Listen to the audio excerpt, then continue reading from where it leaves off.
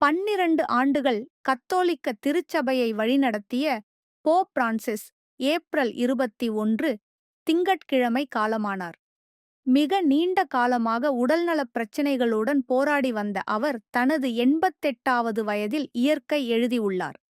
ஆடம்பரமாக வாழ வாய்ப்பு கிடைத்தும் அவற்றை புறந்தள்ளிவிட்டு மனிதநேயம், பணிவு, எளிமை, கண்ணியம் உள்ளிட்ட நற்பண்புகளை தனது வாழ்நாள் வரை கடைபிடித்தவர். கத்தோலிக்க கிறிஸ்துவ சபை உலகிலேயே அதிக சொத்து கொண்ட மதரீதியான ஒரு நிறுவனமாக கருதப்பட்டாலும் ஓர் எளிமையான தலைக்கணம் இல்லாத நபராக தனது வாழ்க்கையை வாழ்ந்துள்ளார். மேலும் மாதந்தோறும் 32,000 அமெரிக்க டாலர் சம்பளமாக பெற தகுதி பெற்றிருந்த போதும் தனக்கு சம்பளம் வேண்டாம் என மறுத்து அந்த சம்பளத்தை தேவாலயங்களுக்கும் அறக்கட்டளைகளுக்கும் நன்கொடையாக வழங்க செய்துள்ளார்.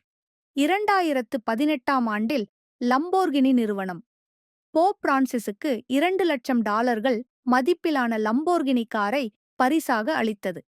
ஆனால் போப் பிரான்சிஸ் அந்த காரை வாங்கி ஏலத்தில் விடுத்து தனது பெயரில் உள்ள தொண்டு நிறுவனங்களுக்கு தானமாக வழங்கினார்.